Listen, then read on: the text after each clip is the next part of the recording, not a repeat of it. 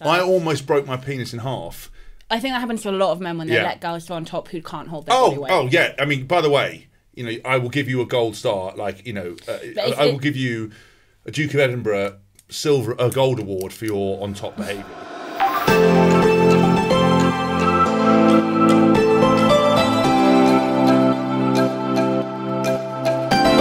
Hi everyone, and welcome to episode 7 of Couples Quarantine. I'm James Haskell. I don't like it when you talk like that. Why don't you like it like that? I hate it so much. I just think it's like my powerful podcasting voice, and I don't know if you know, but I'm quite big in the podcasting world at the moment.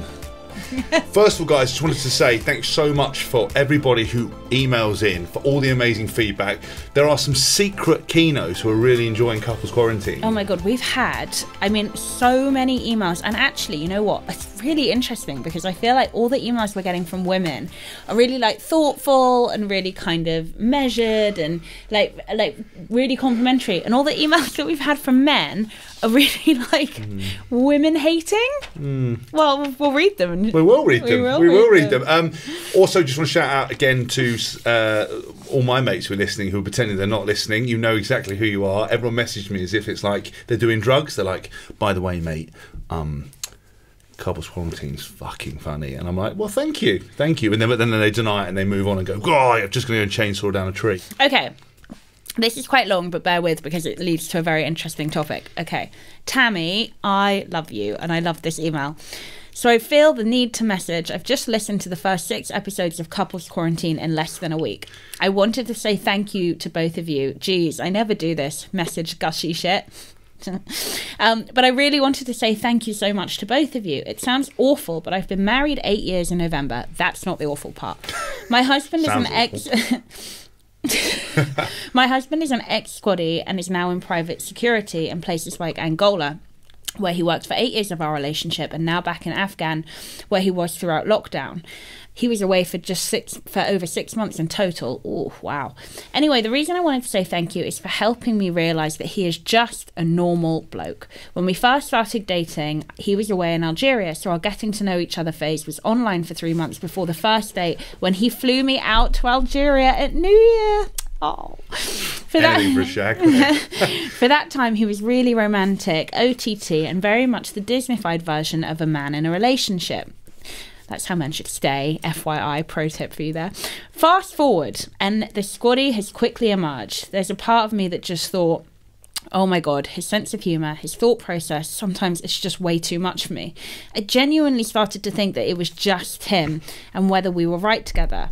However, listening to you guys has made me realise that actually, no, it's just men in general. And no offence, James, but men in general are sometimes disgusting, crude, ridiculously annoying and bad-humoured. Wow.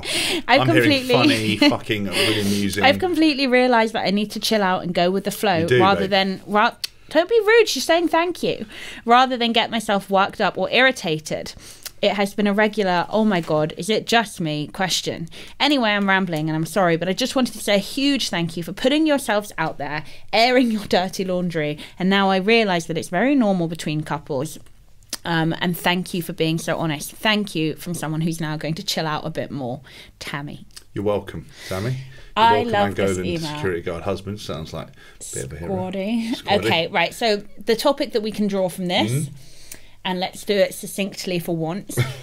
Are all men the same? And is it just a case of some of them are much more honest about it, and some of them are a little bit more socially aware about when to rein it in and not be so honest? Well, I think first of all, your point about being socially aware is very key. I think there are outliers that you're going to bring in one outlier into this conversation who you held. There's 2 outliers in your life, your father and your mate Glennie, but you can bring them up. No, I have a big group of male friends and I've got lots of brothers. Yeah. But you come No, but what I mean by outliers is I mean that to my point, that they are anomalies into the spectrum of men. So my answer is that men are very similar. Character traits, nature versus nurture, will create a different person. There are a lot of men out there talking a lot of shit and pretending a lot of things to women just to get their end away, also for a happy wife, happy life situation. I think that, yes, I am particularly crude.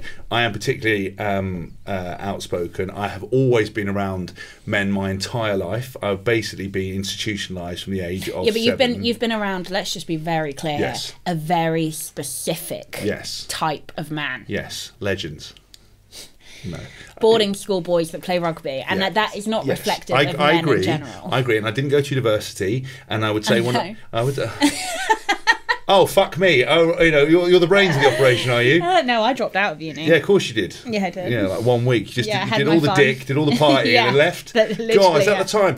Mum, Dad, oh, how's university going? Well, Can I put my foot on you? Of course you can. And no, I think, to be honest with you, that yes, I didn't go to university, so I am not the most rounded person. And actually, you've taught me to be much more rounded. I don't have any female friends. not true. You do now. I do now. Since yes. you've retired, yes, funnily but enough. it's also harder to have female friends when you've objectified women, because women, for me, when I was at school, and most boarding schools and armed services and everything else, I know women are in the armed services, no, but you have a very You weren't in the armed services? no, What I'm are giving you an talking example about? of people like boarding school, like male orientated sports teams, boarding school, I've got armed friends in the forces. armed forces, and I don't think they're similar to you at all. Yes, I mean, listen, they'll say anything to get into your fucking knickers, Chloe. Wake up. They Men- can, men- as long as they're in uniform. Yes, yeah, exactly. Officer and a gentleman. Yeah, Joke. anyone in a uniform you'll Not take. joke. Fireman, postman, postman Pat. Anyway, so my point is that I have had that, and to be honest with you, it has meant that I have a certain view, and I've always objectified women in a sexual way because I didn't have female friends. We didn't have that. Well, I think when you go to university and out of those things, you have female friends, start broadening your horizon, you start seeing things differently, and I have become a lot less of a misogynist, a lot less of and I see women very differently, and I'm obviously married, very happily married, so I'm not objectifying women into sex. Why's your nose growing? So I think yes, but I do think that men are pretty similar in my experience. But I also find that when men are around women, they put on this pretense. I've never been good at it. I was universally hated by all my teammates, wives, and partners because I just would say whatever I was going to say, whether they're there or not.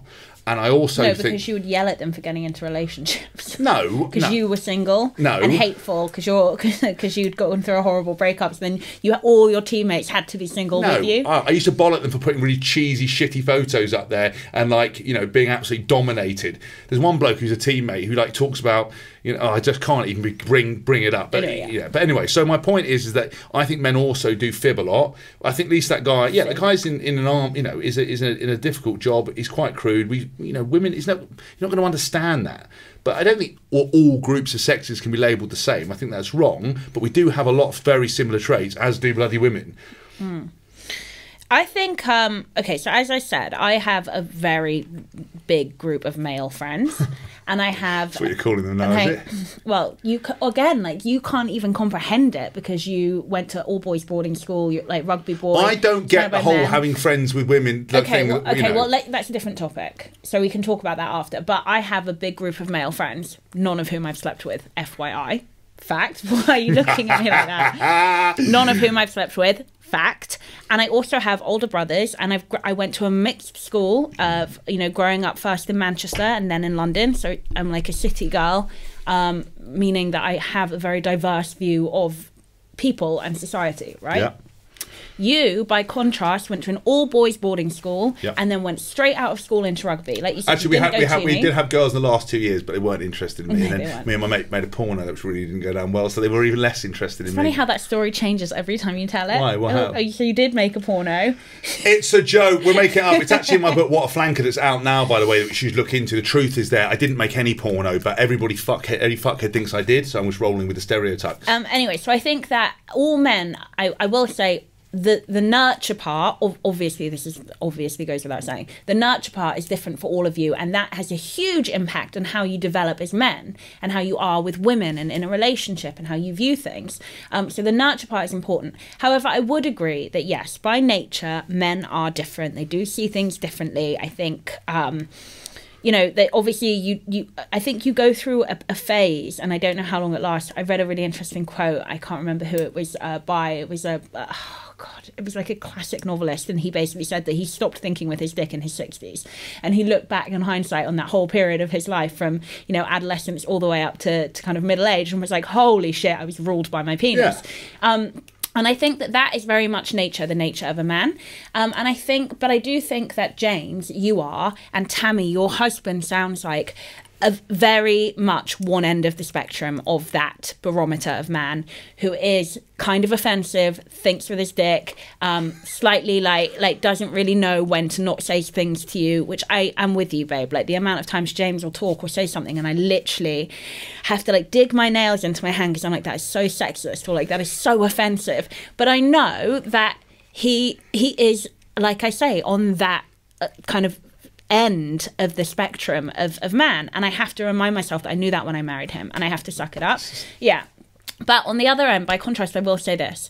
I have friends and family members who are nothing like you, and they're men, who would never dream of saying some of the stuff that you say to a woman, not because they're scared that it's too honest, or like they're trying to hide their, you know, their shameful self, but because they genuinely don't think like that. No, I agree with that. But then I do think there are liars as well. So James and I recently got really drunk with a friend of ours, and I said to him, like, did you ever cheat on his ex? And he was like, no, never. And James just stood behind him shaking his head like, lying. Whoa, he's snip lying. Fucking hell, Chloe. That has actually happened 2 or 3 times. Are you serious? Maybe never a fucking snitch. Because I think that you want men to be as honest as you, and I think that's a good thing. No. I think, look, let's be very clear. If in an argument, you know, do people cross boundaries? And some men would say things and others don't. Yeah, 100%. Sometimes I say what I say to my friends, what I said in an argument, unanimously you can't say that. So that box it off. Oh my God. Even Dozer, yes, who is going to come on the podcast at some point, has said to James before, in front of me, poor you, they're like, mate, can't say that. Yes, agreed. So box that part off. In terms of what you say in an argument, boundaries, are men the same? No. Take that out in terms of the way men view women and the way men operate and talk amongst each other versus how they talk in front of girls. There is a lot of there is a universal strand, because I've seen people that you respect behind closed will say something like, "Oh, bloody women!" Like roll your eyes and cry. Do you think you would be different if you'd gone to a mixed school? Yes, I don't want to send my children to a boys' only school. What I mean by that is that if my only exposure to girls was at a disco, or they're always going to be sex objects. There was no comparison. There was no like friends. There was no like. So how do you deal with that now that you're married? Well, I'm married. That's first and foremost. But what I don't pretend is that, like we went right. You talked in the last podcast, that I don't see a fit woman or I don't see a fit man. No, I don't care if you see. But I just, it's when, you know. It's when men will pillow talk to get their dick wet, because they are literally thinking with their penis, as you said, for a long period of time. We talked about it last show, talked about it before, that get so fired up, can't think straight, make a stupid decision. The moment you come, what was I thinking? I'm never doing that again. I think a lot of men will go, God, he said what? Oh, I'd never say that. No, and then before you know it, he's giving you a dick to cry on. Shoulders to cry on. So one of my best friends, Lee, shout out to Lee. He doesn't listen to this podcast. He has better things. What kind of terrible friend? My friends listen to this podcast. Your friends don't have anything better to do. My friends are high-powered people. I've only got 3 of them. Dozer, Jamie, Robbie Thomas, Cruzy. He listens. That's it. What was I saying? Oh, okay. So my friend Lee, really, really good friend of mine. He and then my friend Glinny, we all went for dinner the other night, right? And we were I cannot for the life of me remember what we were talking about, but it was this very topic: men, are they all the same? You're slagging me off, wasn't it? No, I don't think it was about you. It was men, are they all the same? I think I use you as an example of, just like I did in this podcast, a barometer, and being on one end of the spectrum because you are such like a lad's lad, went to boarding school, did the rugby thing, the whole thing. And I think I said that, and then Glinny was like, my other friend, who is absolutely the exception, not the rule. He is like the most gentlemanly gentleman of all time ever, like gentleman. That is him. And he was like, no, but he's opinionated, which I love. He was like, no, this is ridiculous. All men are not like that. All men are not the same. That's absolutely not true. And my other friend Lee, who's much more in the middle of that, he's centre, was like, I don't know, Glinny, I don't think you're a good judge of this, because I think that you're the exception, not the rule. And then he actually did use you an example, and he said, I also think James is the exception, not the rule. He was like, I think we're all different, but we're on a spectrum. And anyway, that's what I think. Yeah, but I think Glennie's lovely. Like, I absolutely love him. He's so nice. Brilliant. He's definitely murdering prostitutes and burying them under a patio. They're like, he can't be that nice all the time without doing something. He's torturing animals. No, I don't believe it. Some people are just that nice. I'm such a good judge of character. If he was faking it. I know one person... How many times have you been disappointed, though? I know one person who's fake nice, and I go along with it because, that's what you've got to do. But I can see right through it. Yeah, of course. But all I'm saying to you is, I think to paint both sexes with a brush so the same is wrong. I think that some of them have really strong stereotypical traits. I think men do a lot of fibbing, a lot of bullshitting. I am an extreme version. But I also think that the bigger point to this is women spend their entire lives thinking they're going to change men. They're going to take this reclamation project, which is this farting, aggressive, loud, sexist bloke, and form him into some sort of absolute fanny. If you're never going to change someone completely, but what you can do is you can learn to behave better for your partner and not play it down. So, for example, can you though? Can you? I think you can. You've got to. It takes effort, but of course you can do it. I'm going to say sexist things around you. I'm going to say something very, very inflammatory right now, but it's me being devil's advocate, and I'd like to hear your response to it. Oh, as long as you, Is it that it's not that you try and make changes to, help your relationship with your partner when you're in a relationship? Is it not fair to say that men just lie more to hide the changes that they don't want to have to make? No, it's not. It's simple behaviour. It's, for example, if you break it down as I like dishwasher stacked in a certain way, right? You could think you're doing it better. I wonder where you get that from. I know, fine, but yeah, you could. As an example, you could do it in a different way, but it's still going to piss me off. If you just learn to do it a better way, it's not a problem. Even though you think it's better, that's just learning to be better for your partner. If you know that you hate me making jokes about women because you're a strong feminist, even though I don't care, I'm mostly saying things just because they're a joke, I'd stop doing it. That's what I mean by behaviours. I'm mostly dating you just because you're a joke. Okay, now we talked that to death. Let's move on to another opinion sent in this week from a man. Shall I read the man's ones? No, I'm going to. No, I'm going to read the man's ones. And you can read the next one. Right. No, we'll do a woman and a man each. Okay, ready? Like a quiet night in. Andy. Been listening to your new podcast, Think It's Mega, and a great topic that I talk to all my mates about all the time is false advertising. A guy gets in a relationship and it's sex on tap. You're up to your eyeballs in it and loving life. Then over time, it drops. Goodbye lust and all that. But why does it seem like women decide to just turn off the tap? That's false advertising. As a bloke, you have a certain sex drive and you want someone who can satisfy that sex drive. Women know this and they use it as a magic power or tool against us to get us to buy them stuff or do boring stuff like go to gardening centres. We then spend the rest of our existence begging and pleading for sex. Thoughts on this? I mean, that is a huge stereotype question. I would just really like to just compare the first email that we had from Tammy, who was basically saying, James, thank you for being so honest and for showing me that actually all men, have certain traits. And then this, which is quite clearly... Andy, I'm just gonna throw it out there for you to think on. Is it possible that you don't like women? First of all, can I just say that Tammy actually basically said, because James is such a wanker, it's made me feel like my husband's less of a wanker and a rude wanker. So thank you so much. So thanks for fucking glossing it up. Yes, this bloke is. So what's his name? Andy. Right, Andy. Right, first of all, there's nothing wrong with going to a fucking gardening centre, Andy. Grow up.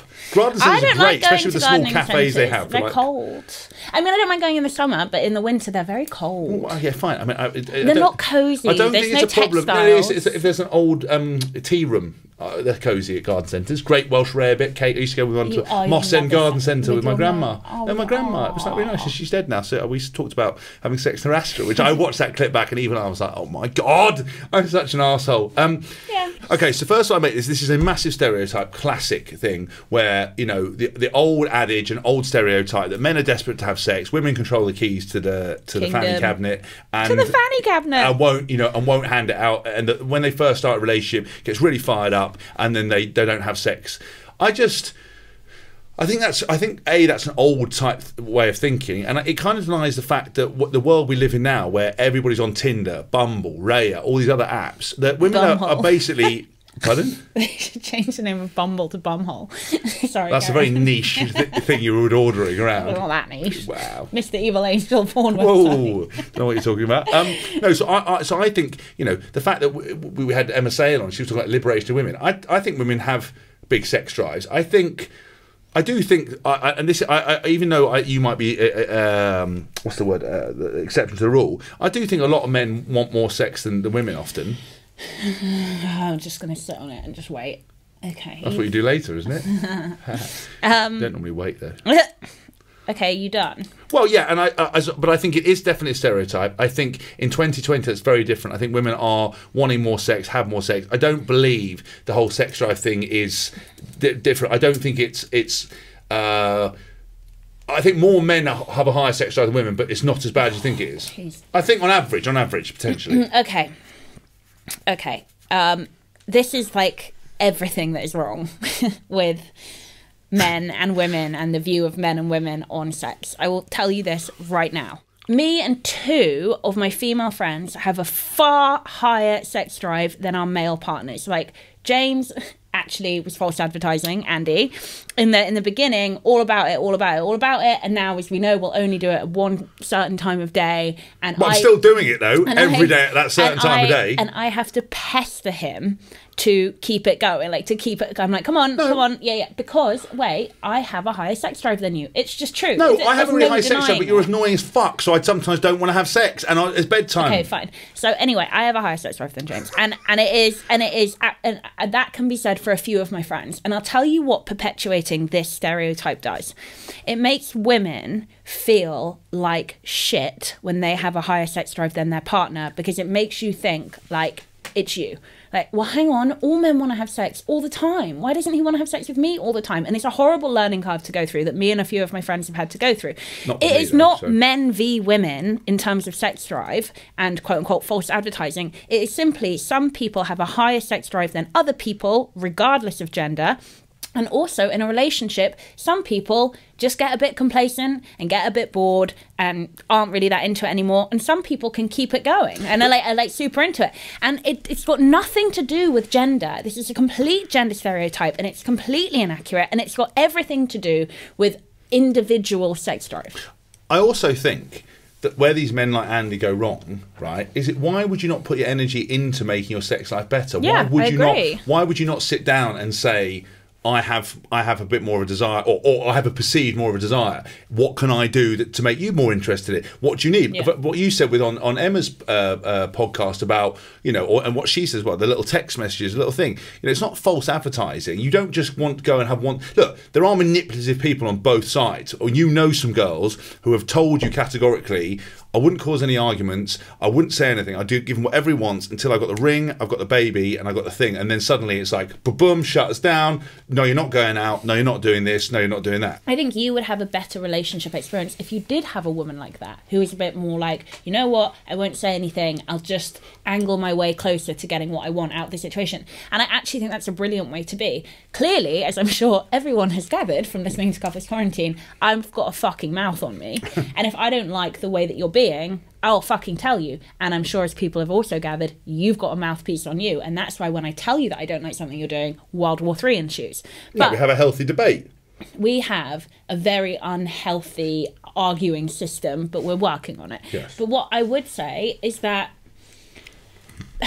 some gender stereotypes are a stereotype because they're accurate, okay? We are more emotional. Of course we are, because we have very different hormonal makeup to men, and we have hormonal cycles. It's science. It's not some weird kind of murky question mark. Why are women so much more emotional? It's science. We have a different hormonal makeup, and we have cycles, ergo we're more emotional, period. Those stereotypes are completely accurate. Stereotyping... And you're not very rational. Well, emotion, by definition, right, is a different category to rationality, because that's why, right? It's quite hard to deal with, though, isn't it? Yeah, but if you're straight, you have to deal with it. So suck it up, get on with it, right? And also. I've never heard it like that. If you want it, you just get the fuck on. Yeah, if you want to date women, then accept it. It's the truth. Well, I hate the fact that you're so injured that we can't go for a walk, but I married a rugby player, so I have to suck it up and deal with it. I got an injection in my ankle now. I can't walk. Yeah, but what I'm saying is that I made a choice. Get on with it. Just get on with it. Right, I did. Fuck. But there are some gender stereotypes which are wholly inaccurate and perpetuated by either men or women. Again, I'm not stereotyping just men, either men or women, to make their sex feel like the better sex, okay? And sex drives is one of them to make men feel like they're better. And I'm sorry, but it's not true and it's inaccurate and it actually causes damage. And I know it has. Like, women, I've had relationships where I've been like, what is wrong with me? I don't understand. I have just a crazy high sex drive. Yeah. And I mean, whatever, it's fine. Will you stop emasculating me on my own fucking podcast? It was my idea. But I will say... On my own podcast? It's called Couples Quarantine. It's called James Haskell with Friends. But I think he should put his energy back into it. And I agree with you. I don't think it's the case. I think it is more... I personally believe it is more in favour of men versus women, but we're not trying to do that. As we said, we're trying to not go head to head. Yeah. Can I read the next question? Head to head. Yeah. Rob Thompson. Right, okay. Good morning. Just listened to your last podcast while smashing the gym early doors on Sunday. Lad. If you're not going to gym, you don't use the word smashing it or a cheeky Nando's, then you're not really a man. I say smashing it to my clients all the time and I cringe every time. Yeah, you should do. I just listened to your latest podcast while smashing the gym early doors on Sunday and thought I'd message him regarding celebrity couples, if I may. Do you know what? You bloody well may. Obvious choice, Rich and Judy. Brings about topics of experience and uncomfortable answers for questions such as funniest incident in bed. I mean, we got to ask Rich and Judy the funniest incident in bed. Oh, I thought this was for us to talk about. Well, no, we can talk about it because we're not going to ask your parents about that. I circle that one. I circled those. Yeah, worst sex injury. Yeah. Oh, will you go then? What's your worst sex injury? Well, I was going to talk about your piggy bank. Oh, yeah, go on, tell it. It's not a nickname for my penis or ball sack. The piggy bank. For piggy bank. Yeah. Or my bottom. Remember, I said we should start a brothel called the Beavery, and then we should do a men's one called the Piggy Bank. I like that. So good. Right. Pigs and blankets. So James, is like he's a bit weird about some stuff. Like his nan gave him, or his mum ages ago, gave him like a little pottery when I was pig. 5. Yeah, a little pottery piggy bank pig. And he has to go everywhere with him.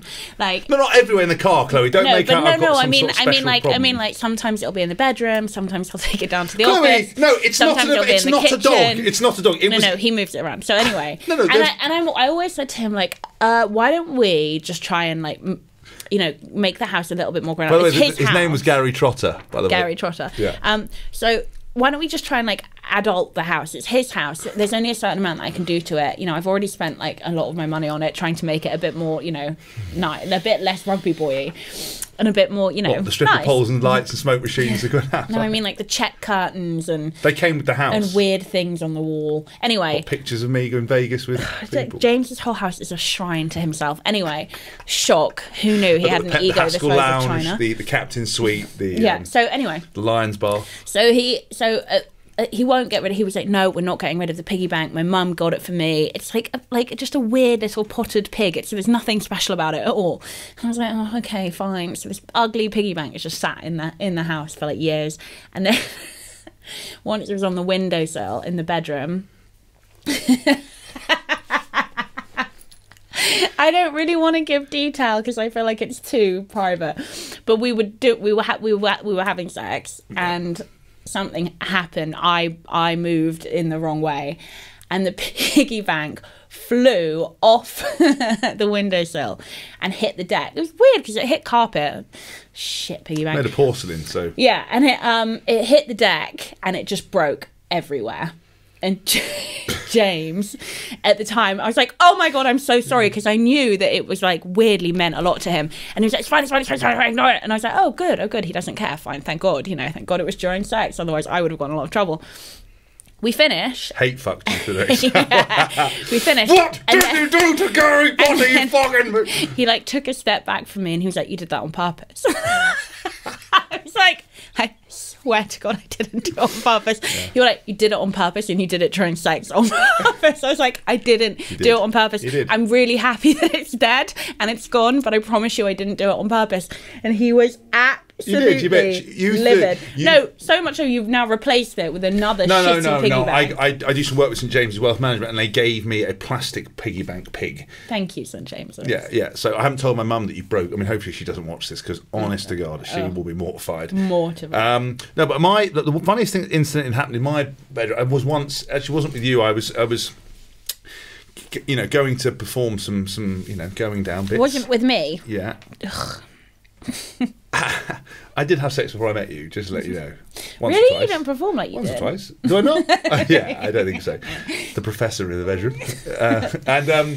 I was on all fours going down on someone, and I had a bit, your favourite, the Happy Eater's favourite dining experience. Time of day. And as I leant forward, there was a bit of tension on the cheeks, and as I leant forward, it went. And I farted. Your cheeks, my cheeks, okay. yeah. I don't want to fart. I'd be sick into the love. You wouldn't. You'd find a way to fetishize I would it not, and get on Chloe. with it. And anything could happen leant with forward, you. and it went. And then I looked up, and she looked at me, and I was like, springs in the bed here are ridiculous, and I don't think she bought it. And then a little bit of smell wafted forward. Ew. But it wasn't. Yeah. I have a story about your bottom in sex. No, I won't tell it because it's worse than that. Chloe, you can't lie to people on this podcast, but don't think back to the very beginning. Don't even. It happened so bad. Go there. Didn't bode well even go We've there. all had sex. Don't trauma. even go there. Right? What's the worst injury you've had? I don't think I've ever been. Oh no, yeah, I've pulled muscles and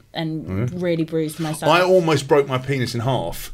I think that happens to a lot of men when they let girls go on top who can't hold their body weight. Oh yeah. I mean, by the way, I will give you a gold star. Like, I will give you a Duke of Edinburgh a gold award for your on top behaviour, because some people it's terrifying. It's because you have to, if you can't hold your lower body. I think it's because but girls love getting on top. Then it's dangerous. I'm like that. At any moment, my dick's going to get snapped off. If I was a guy, I wouldn't let any guy do it. Mine was on all fours, getting a bit of. It was actually got a bit of, and it came out and hit the bone between the. Ow. Yeah, I know, and I was like, I stopped. So, oh, fine, it's fine. But someone I know actually snapped. Dislocated, that's broke why it. I would not let a girl get on top of me unless she was like lower body strong. But I'm talking about on all fours, on doggy style, almost snapped it off that way, hitting it back because getting a bit, and it just came out and then snapped. She'll have a very small vagina, this lady. Congratulations. It was you dickhead. It happened to you, yeah, and it's definitely not small. It's like a KFC bucket, a pie bucket. 26 pieces in there. I don't think that's true. I don't it's not think you true. would have married me. And then the other topic that he suggested was Danny Cipriani. That we talked about. Got anything to say about Danny Cipriani, Chloe? I've got a few things to say about Danny Cipriani. Have you? I do. I like him. Yeah. Well, how much do you like him? A normal, appropriate sized man. I like just appropriate. Very excited for him. He's engaged. He is engaged. Very eager to meet his new lady. He might actually be married, I think. I don't know. I don't think they got married yet. Well, she's taking his name. Yeah. You can't take your name without being married. It's like a cute thing. It's like calling your partner like wifey before you're married. Yeah, it's cute. Well, ask him. Let's get him on the show. He will not come on the show. This is what's so ironic about Sips, is that people don't realise how private he is. He hates it. It's like, it's amazing. No, I love him. No, but we can't ask. We will get Rich and Judy on here because I'd like to ask about like making marriage work for a period, for length of time, and that. But we're not asking them sex questions. I'll tell you exactly what they'll say because I've grown up listening to this question. Fine, all right. Well, we'll have more fun. They'll just say, "Don't get divorced." Yeah, I mean that's a terrible answer. There's a better journalist than that. I watched one this morning. Right, come on. You watched them on this morning, did you? Did you watch my parents on this morning? Yeah, but I didn't know that they were your parents on our first date. And I went, what did your parents do? You fucking must. Chloe, I went, what did you do? What did your parents do? They went, well, work on TV. I thought they were fucking people who did the wires or camera people. I didn't know. It was only when I got back and saw the picture of your dad on the wall and I thought you were into really fruity, older looking men. Did I go, fucking hell, this girl's a bit naughty. And then I realised you was your dad. And then it dawned on me, Maidley. You do like an older man? And also, I look like, everyone always says, all the trolls are like, she looks like her dad in a wig. And I'm like, fair. Well, only when I put you in a wig and put a stars on, mate. Call you Richard. It is fair. Richard, interview me, you naughty bastard. I even have his hands and feet. I know, that's what I really like. I absolutely fucking don't. Right, carry on. I think we should get him on just so people can hear what he's like with you, because he handles you very well. Yeah, really well. We'll get, maybe if your old dear's not keen, we'll get Richard, because I love your parents. Judy says no to everything that we asked her to do. Everything. And then gets upset but that she didn't do it. And I'm like, What? You said no. That's almost a very female trait, that. No, if I want to do something, I'll do it. Yes, but also sometimes, there'll be times you don't want to go, and if you think I'm having more fun because you didn't go, then you want to go. Okay, next question. This really upset me. Are you going to cry again? No, I won't cry again. But and I want to read it out because I just want to speak to you, and I think you can all say some stuff as well. So, hi Chloe and James, I just wanted to thank you for your discussion on your last podcast about how to get over and move on from a previous relationship. I am a year and a half out of a very toxic relationship where I was cheated on and mentally and emotionally abused for the duration, and it has left me with extremely bad anxiety and severe self-doubt. By the time the relationship ended, I was 2 stone lighter and on the verge of suicide. I'm well and truly over him now, but I'm still really struggling with what he did to me. What Chloe said about not properly being able to move on until you meet someone new really resonated with me. I really do want to meet somebody new, but my heart is very closed off now and I'm terrified to let another man in. I'm 38 in 2 days and I worry that my life is now slipping away. I'd love to have a family one day, so I've spent the last 18 months working really hard on myself. I got a new job. I got a new job. I moved cities and I saw a counsellor to help me try and deal with the abuse. But sadly at my age, which isn't old at all by the way, so we'll get to that. My social circle is much smaller than it used to be, and my experience of online dating is somewhat tainted too. Don't blame you. I just wondered if either of you have any advice. I'm really enjoying your podcast so far. I was a big fan of the podcast. Thank you. And I love listening to you both. Anna. So, I just want to say really quickly, I've had a really horrible relationship like this as well, and I totally understand how much it grinds you down to that point where you really just can't see the light at all. It's such a blessing in disguise that you're out of it.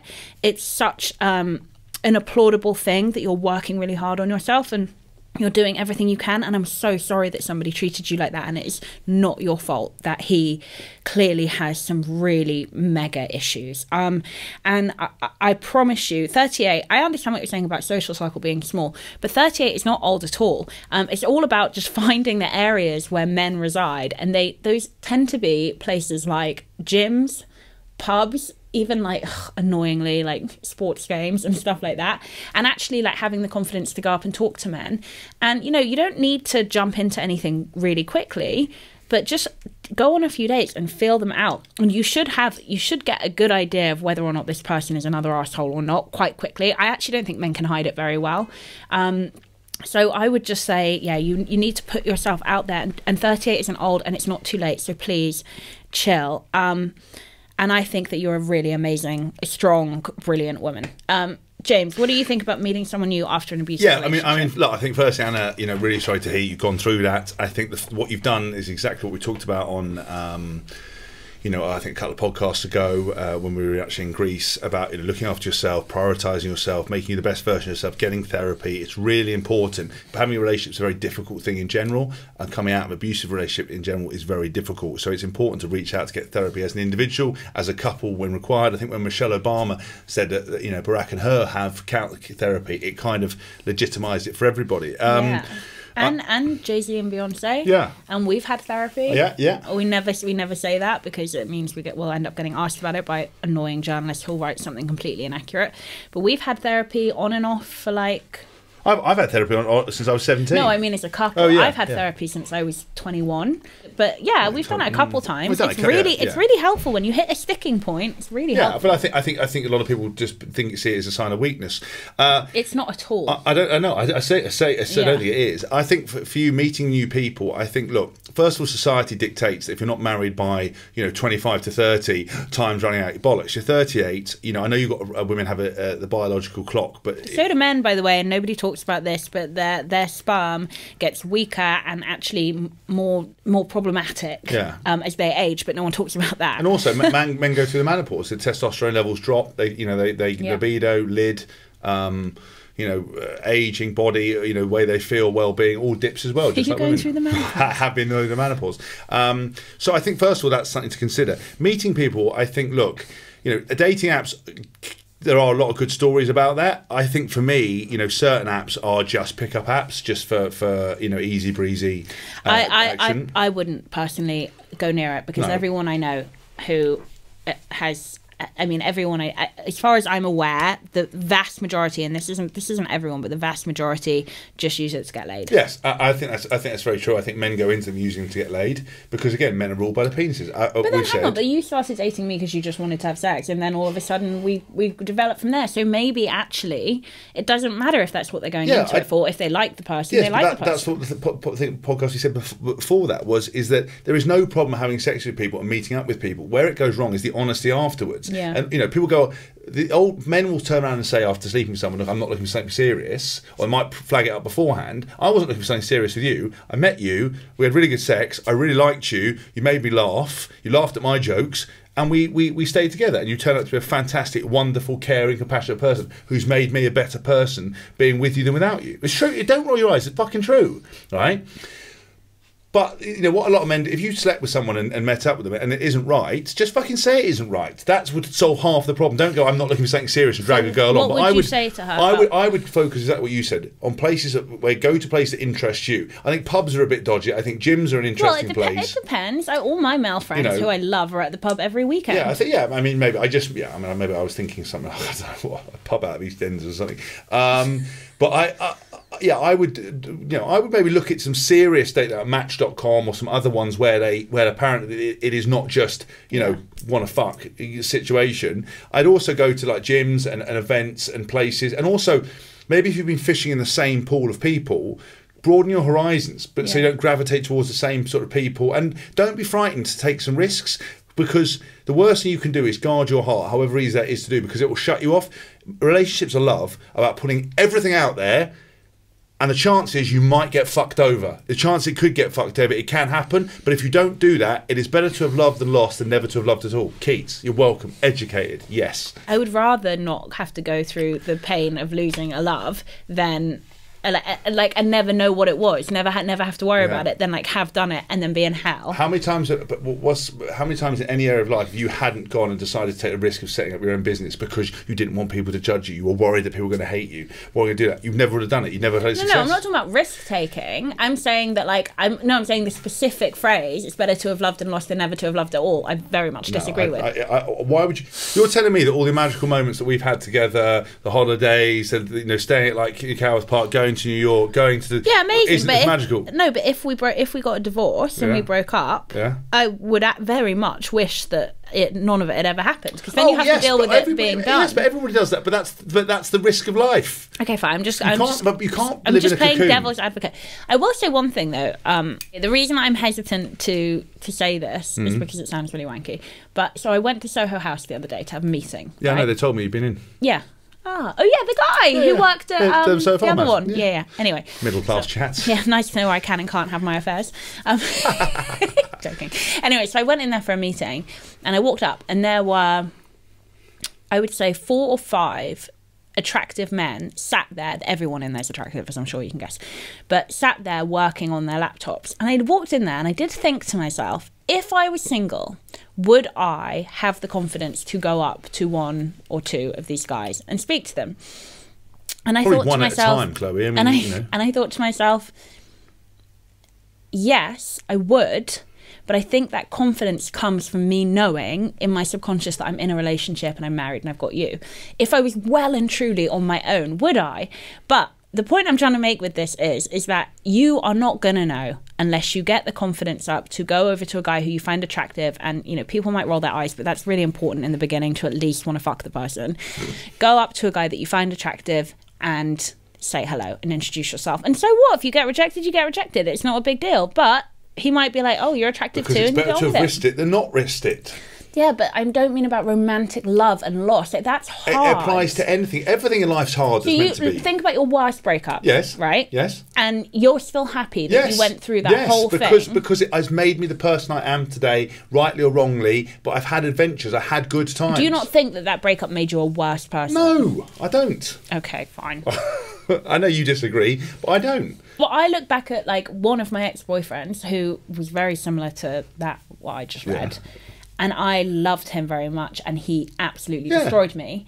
And it is absolutely not better that I went through that, lost it, and then carried on with life. I wish it had never happened. Yes, of course. But the thing is that, you have to put yourself out there. You have to play the cards in life, the risk. I'm not saying it's better. I'm saying you have to play, otherwise you won't know. Yeah. You never would have found me if you hadn't taken the risk. And she's super happy about that, and that's great. Thrilled. Really, and do you know what? We can really feel the love coming off me today on Couples Quarantine episode 7. You're just chipper. I'm just not chipper today. When are you chipper? Do you know this? Because the government, there'll be a warning on Sky News if you become chipper. This morning I was dancing to Beyonce in the gym. That's chipper. I was chipper. I'm chipper always. With there's viewers and listeners, all 10 of them who listen to this podcast. Actually, we're getting over 20,000 people an episode at the moment, so thank you. Keep sharing, keep subscribing, keep loving. Keep writing your questions in. CQQuestions at jameshaskell.org. CQQuestions at jameshaskell.org. Well done. Right, next question. Okay. Another man. Okay. This is his name's Jay. Bring finger blasting. Bring finger blasting back. I agree with you, James. Thank you, Jay. And yes, women, do not let it go. Though I felt I had to email to say that. Yes, women do not let arguments go, and they always just keep rabbiting on about it. Well, that is a stereotype. Do you think that's a stereotype? Or do you think that's true? I think I've been told by various family members before that I have trouble letting things go, and it's not great. But you tell me I don't let anything go, but you never let anything go. No. What I mean is, once we have got it go, you'll always refer back to it. And, it's just about like letting shit go. No, James, you bring up an argument that we had in Dubai, maybe 6 months into our relationship. And we've been together like 6 years, and you still bring it up now. And I'm like, why are we still talking about this? Oh, yeah. I was telling you that I wanted to get married one day, and that I thought, and you were saying that you can't control that kind of thing. No, that wasn't what you said. I said to you, if you're in a relationship and you're trying to get married and it doesn't work out, you wouldn't stay in it. You'd have to, if it became untenable, you'd have to leave it. The debate was that you said that you can't control whether or not you end up getting married to your partner. And I was like, that's complete crap. Of course you can. And we ended up getting into a huge fight. Yeah. And that's it. It's unusual for us. That doesn't sound like us. Right, shall I read that one? Or? Yep. Okay. This is from Callum. I love the name Callum. What's going on, James and Chloe? Love the podcast, and the angle and opinions on both ends makes a good watch. Thank you. I wanted to ask if you've ever experienced any sexual difficulties. As a macho man, James, have you ever suffered any performance issues? I'm a rugby lad myself, play 8. Classic. And I've been with my fiance for 7 years, and I've just overcome some anxiety issues in the bedroom, which really knocked my confidence. Would love to know both of you guys' opinions on this. Do you know what? I have had some performance issues. It's happened to me once. When you tried to catch a ball.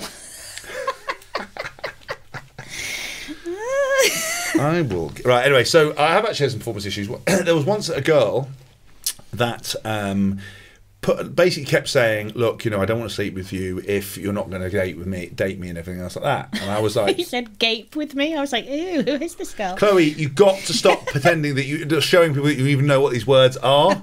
You're supposed to be a lady in the public eye. Stop being gross. That's why I married you. No, Gape you on Maidley. Gape you on Maidley, the nickname. No, I'm not telling the nickname, right? So anyway... and I had a performance. Basically, this girl kept saying to me, I'm not going to sleep with you if you're just going to. I was like, no, I'm not going to. I quickly realised that I was 100% going to, and because I wasn't that into it, but I quite wanted to have sex, right? Shock. And so I took her out for lunch, and lunch. Yeah, it's a very daytime vibe for someone who wants to get their underway. I was a daytime operator. Oh, of course, yeah. I've told you all my exploits. I was in bed by 7:30 most nights after doing a lot of jobs in the day. Day off, obviously. And I basically, and when I got into the bedroom, started undressing and things, and I just didn't get it up. Nothing happened. So much so it was like that scene out. Were you turned on? Well, in my mind, I thought, yeah. I mean, not like. Well, yeah, mentally, I mean. Yeah. I mean, I was like trying to have sex. I was like, I didn't, this is what we did. Played rugby, did this. This is all we had. By me, we and my penis, the penis and me. So in What Women Want with Mel Gibson, where he can't get up because she's in his head and he can't do a job. Tits. Yeah, he goes. Everybody Google that Mel Gibson drunk voice note because it's the best thing. And he goes into the bathroom. He's like, "What are you doing? This is what we do." I had to go. Excuse me for a minute. Go to the bathroom. I was like. It just would not do anything. I couldn't get up. So then I couldn't do it, and I basically I'm really sorry. It's nothing to do with you. It's just me, and I apologise. And then I went away, rang everybody I know to tell them this had happened, and then a week later I went and took a Viagra and did a job anyway, and I was back on the horse. You took a Viagra. Yeah. But again, my best friend is a sex therapist, so I know this as a matter of fact. Where it spirals is when you start to overthink it, and then before you know it. you've got a But problem. also how the partner reacts to it. If your partner goes, why haven't you come? Or like looks at your dick and goes, what am I supposed to do with that? That's guaranteed to give you. Who would say that's that? guaranteed to give you like performance issues and everything else. So I think if you have an issue or you have anxiety, again, speak to a therapist. I think it's really important. But also explain to your partner that this isn't about you. It's not about you. Like not coming is not an affront on you. It might just be you wasn't able to do it. Yeah, but so this is where we can actually full circle back to Andy's email. This is the problem, is that we have been conditioned to believe as a society, we've been conditioned to believe that men want sex more than women. So when a man can't get it up, or when a man can't come, the woman takes great offence and thinks it's all about her. And then what that does in turn is shame you guys into thinking there's something wrong with you. And then a sexual dysfunctional relationship can occur. That's why it's not a good thing to gender stereotype with sex, because it's inaccurate and it's not good. Agreed. But yeah, it's funny though sometimes. But it applies to everybody, and I think the main thing is like mentally tackling it and getting over it, because yeah, if you know from history that you can get hard, then it's a mental issue. But also, look, we've just had National Suicide Prevention Day on Thursday. We've got World Mental Health Day coming up on the 10th of October. Everybody has got shit going on.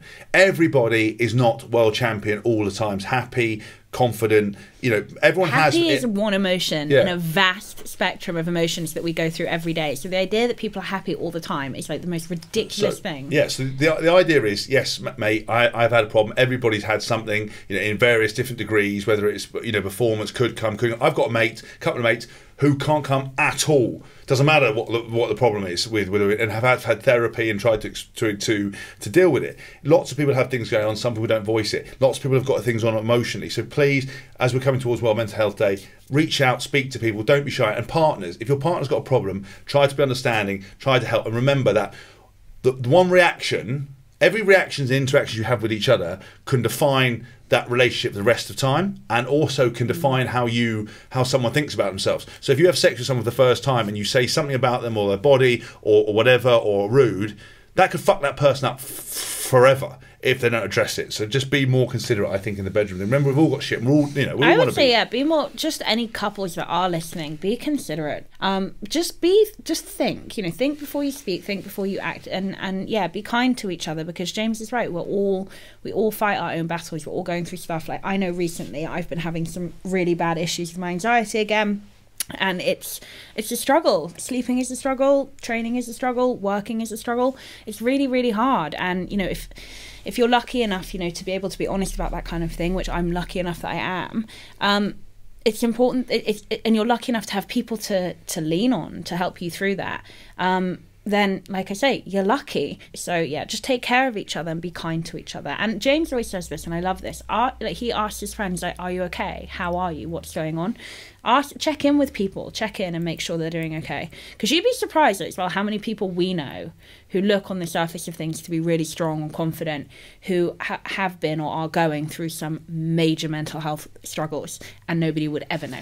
And look, the whole idea of this podcast is not for Chloe and I to have an organised argument. It is a little bit. But it was also for us to kind of share our thoughts on things and be honest and open, because we get labelled with couple goals all the time, and we want to break those barriers down. We want people to understand how a relationship works. Yes, I'm not a particularly normal person. Chloe doesn't come from a particularly normal background. But I think I disagree with that. I think I come from a very normal background, but to other people it looks abnormal. Fine, yes, okay. But my idea is to really just be honest and truthful, and whether you laugh, whether you think we're cringy, whether you think we're perpetuating stereotypes, I'm not going to play by the rules of 2020. I'm not going to not say words that I want to say. I'm not going to do things because too many people are fucking panicking. If you don't like what we're saying, then don't listen. But hopefully people will listen to this, as they clearly are, and get some benefit out of it. So stay safe, but stay strong. There is also a line to what you should and shouldn't say. Yes. All right. I'm not going to not say whatever I want to say. Well, have I crossed it yet? No. Well, we don't know. Luckily, we have an editor. Shut off. Well, that's a great way to leave it this week. Mm-hmm. I've been James Haskell. I've been Chloe Madeley. And you're listening to Couples Quarantine. Please subscribe, please share, please hit us up on all your regular podcast platforms. And next week we have a good celebrity couple on, and it's good because of a few reasons which will become very clear in the podcast. And make sure you send your questions to CQQuestions@jameshaskell.org. We see everything, we go through everything, even if it's just to say you like it, or even if you say it's rude, it might be quite funny, and we'll put it out. I'm not advertising that. Did you but see anyway. one of our reviews was like, this is exactly why I don't like rugby boys. Yeah. I was like, me too, babe, me too. Guy's a prick. Seeing you.